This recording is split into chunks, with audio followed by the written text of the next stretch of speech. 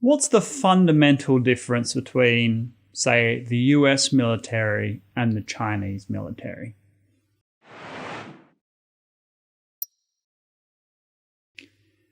Hello, welcome to Dangerous Policy, a channel aimed at intelligent people wanting to discuss important issues facing life and society. My name is Crispin, and one of the main areas of understanding military effectiveness is capability, intention, military equipment, training.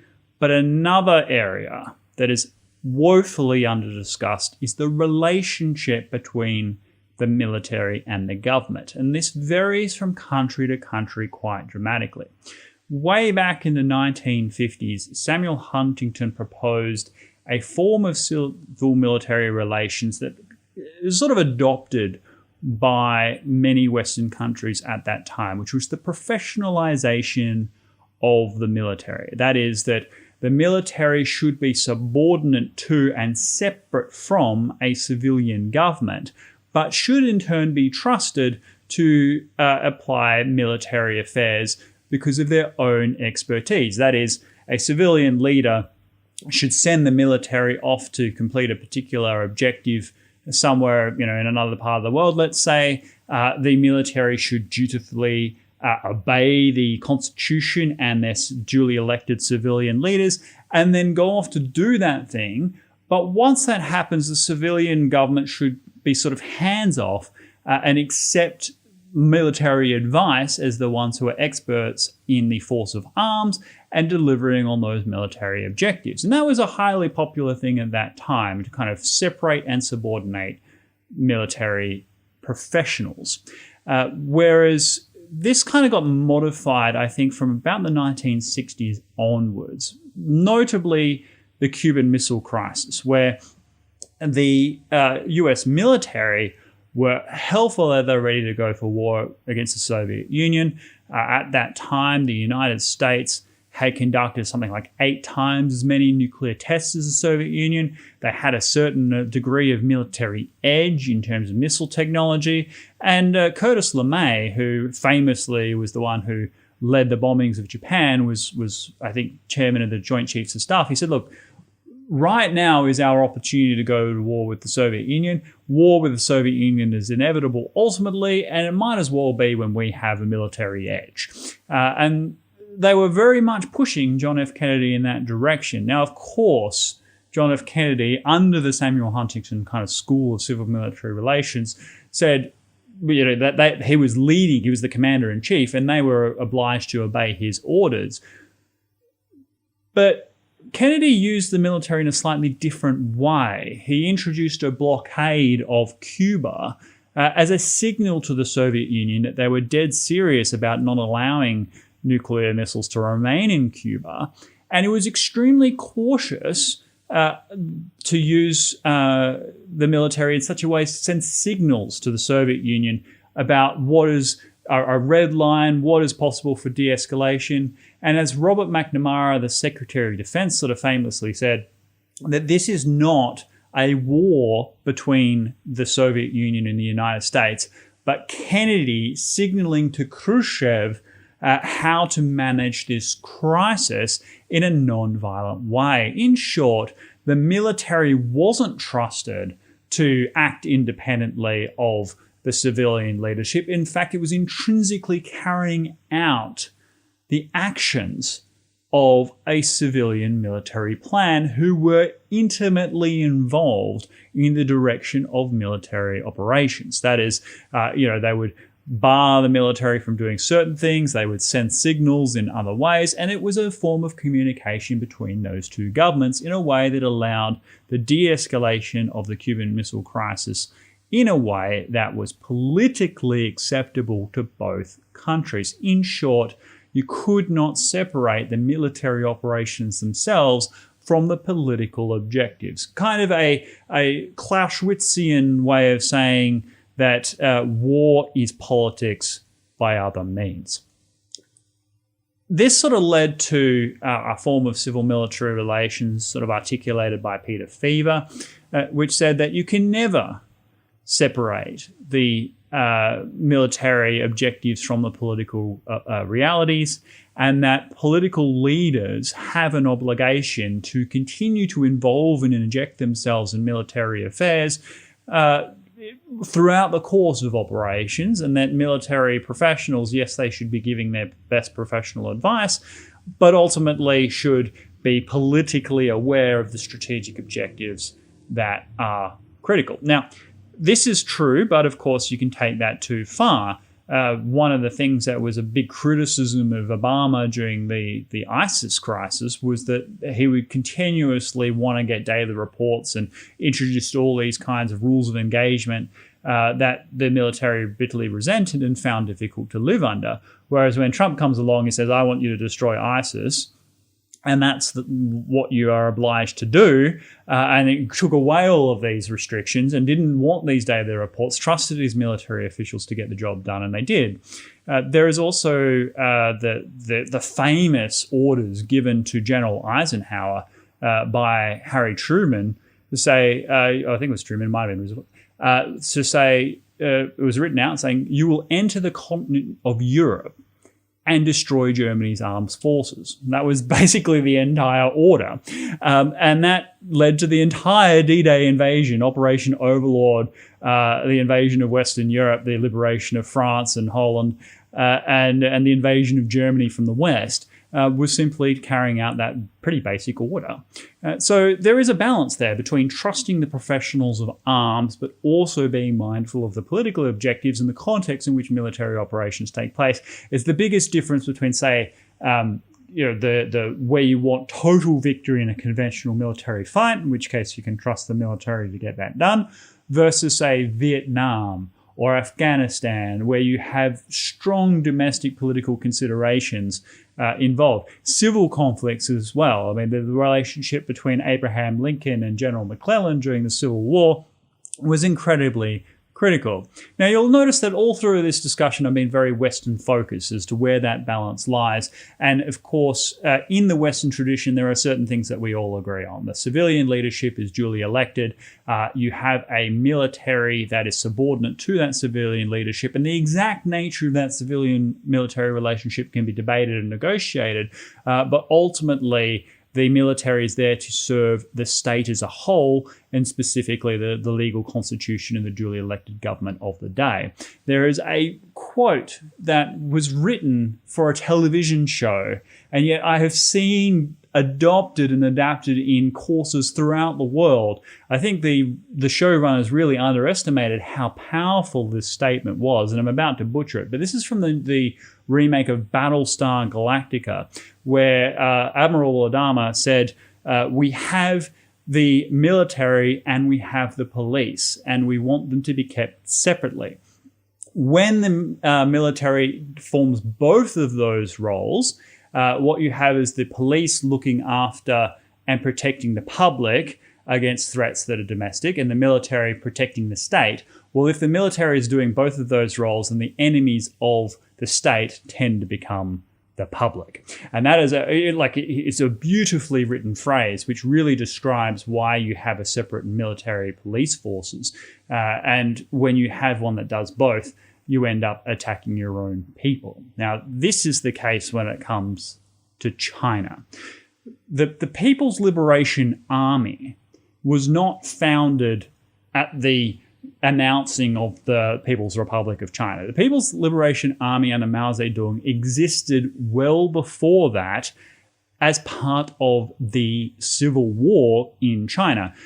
First of all, you had the conflict between the PLA and the nationalists under Chiang Kai-shek, and they put aside their differences to fight the Japanese, but then the civil war resumed in gusto at the war's end.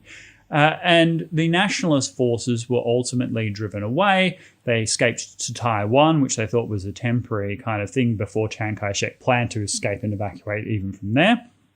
At the escape from Beijing and Shanghai, the communist forces moved in.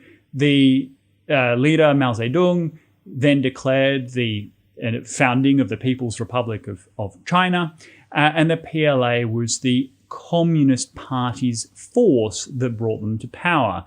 The only thing that saved the nationalists was the Americans who blockaded the Taiwan Strait, preventing Mao Zedong from invading Taiwan, and that's why we have Taiwan as many people thinking of the Republic of China, but certainly an independent government there today, is because the American forces protected Chiang Kai-shek when he retreated to Taiwan. The American government and the Western nations continue to recognize the government of Taiwan for decades as the legitimate government, not just of Taiwan, but of all of China, until the United States moved its embassy from Taipei to Beijing in the 1970s after Nixon's rapprochement with Mao Zedong. The point of this is that the People's Liberation Army is not there to protect the Chinese state as a whole. It does that as a consequence of its primary task, which is to protect the Communist Party. It exists to defend the people in power, and that's why we had the infamous Tiananmen Square massacre, where students came out and protested and were responded to not with military forces, but with tanks. The People's Liberation Army swear their oaths not to the state, not to the constitution, but to the communist dictatorship. And this has both advantages and disadvantages. The advantages in terms of defending the state is that you have this enormous power that is concentrated in the hands of few people, and that there is no real tension between the civilian leadership, let's say, and the military brass, because the military brass are wholly dependent and subservient to the civilian leadership. It's like when you pledge your loyalty to a monarch, right? And the monarch then leads the forces into battle. Well, there's no tension between the military and the monarch in that instance, because the military objectives and the monarch objectives are synonymous. There is no argument, really. There might be arguments as to how to achieve a particular objective, but not what those objectives are, because the military objective is to do whatever the monarch says. Well, same is true for the Chinese Communist Party and the PLA. The PLA's job is to do whatever the Communist Party tells it to do. There is no independent political role of the military itself except to serve the communist dictatorship. One of the great drawbacks, however, and one of the things that the Western militaries should consider exploiting, is the fact that the military takes on a domestic as well as international role, because it's there to defend the Communist Party, not to defend the people. And that means that if the people are rebelling, if the people are in revolt, then the military are there to ensure that the Communist Party remains in power. It means that the people don't see the PLA necessarily as there for them. They might be protected from external threats by the PLA, but the government is also protecting the PLA is also protecting the government from you. Whereas in the US, in Australia, in France, in Germany, in Western Europe, and UK, well, the military is not there to protect the government. The military is there to protect you, but from external threats. And the military would only very rarely be employed for domestic issues, and in those cases, it's extreme cases like terrorism and things where you could argue that there is an external threat, even if it happens to be homegrown in nature. And thus, the separation in terms of what a military's role is, what its loyalty is to, and its function is quite separate. It also splits the PLA's kind of focus of responsibility from being entirely that to defend against foreign threats, where they're focusing entirely on what they're going to do with Taiwan, what they're going to do with the borders with India, and so on. They also have to think about what kinds of operations they can do to continue to suppress and oppress and repress their own people, to ensure the continued role of the Chinese Communist Party. When the Chinese have the great military parades and celebrations, it's not celebrating the great national days. It's celebrating when the communist dictatorship came to power. It is something that is a whole domain of military focus. And as I write my book, one of the areas that we need to focus on in the domains is exploiting that particular weakness within the PLA, that it's not only an enemy of the United States, but can in many ways be an enemy of its own population. And that's something that the population needs to be made aware of. There are other, I'm not saying that it's all perfect, that the Western way of doing it is infinitely better and all means. It's certainly more aligned with our Western values, that the force of arms, which has the power to repress the population, is kept from doing so by a whole series of important laws, norms, and customs that preserves our Western liberal tradition. But as I've said many times, just because a system is undesirable does not make it inferior. And there are certain advantages the PLA have and vulnerabilities, as I've articulated, because of their civil-military relationship. There is some countries in which this occurs where there is a massive drawback to that. I would say the biggest problem where having a military role in government would possibly be Indonesia, where despite being the largest island archipelago in the world, some 11,000 islands make up Indonesia, they're still a massive land power. They have some 300,000 troops, which can't go anywhere because they don't have a proper navy. Very good thing for Australia in a sense, but real detriment to them protecting their own sovereignty from external threats, because most of their military is geared towards protecting Indonesian national integrity. That is, to fight in Aceh and other breakaway movements in Papua and other places, and not to defend against, say, Chinese incursions into the South China Sea, because they're not focused on external threats. They don't perceive that to be as important as dealing with domestic issues at home. Same is true in the Philippines. The Philippines has a lot of, has a role of military and government that's a little bit, exceeding that of what we would expect here in Western countries.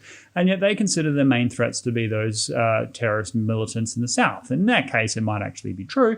But nevertheless, it does reduce their effectiveness abroad.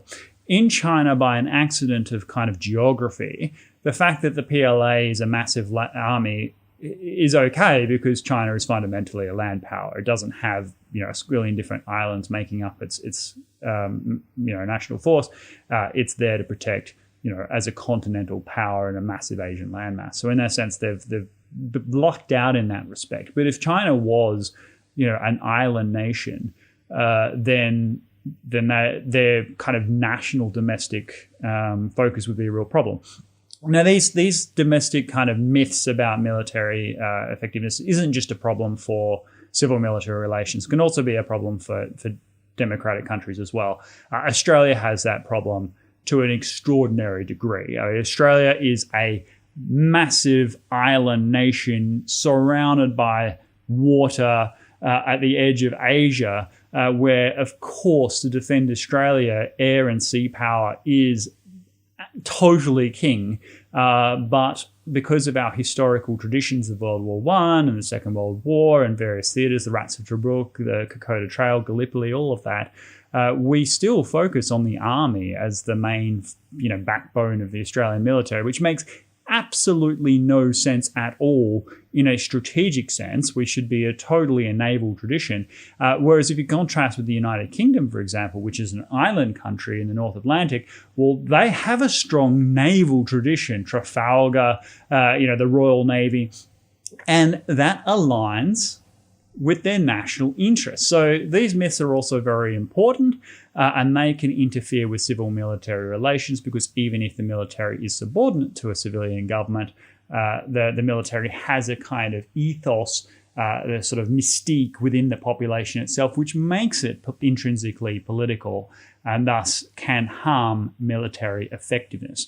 So this is kind of just an overview of how civil-military relations work, the different ways in which the relationship between the senior military officials in the states can create advantages and disadvantages within democracies and dictatorships, and what the United States should consider when dealing with the PLA in future, in terms of how the PLA's relationship with its own people can be perceived not as a form of protection, but also a direct form of threat. Thank you very much for sitting through this. If you have any comments on civil-military relations, if from your own country you notice a slight variance on all these things, I'd love to delve into it, because a lot of the smaller countries, I think in particular, are missed when we discuss these things, and yet there is tremendous variance across the world, and how that relates to capability development, force structure, and the missions and tasks in which militaries undertake. We'd love to discuss that down below. If you haven't subscribed, please do subscribe. We're aiming to get to 1,000 by June. We're on our way, but it's going to be real dicey. So if you've watched a few episodes and you're probably going to see more but haven't hit the subscribe button, please do it now and hit that like as well. Thank you very much. I will see you next time.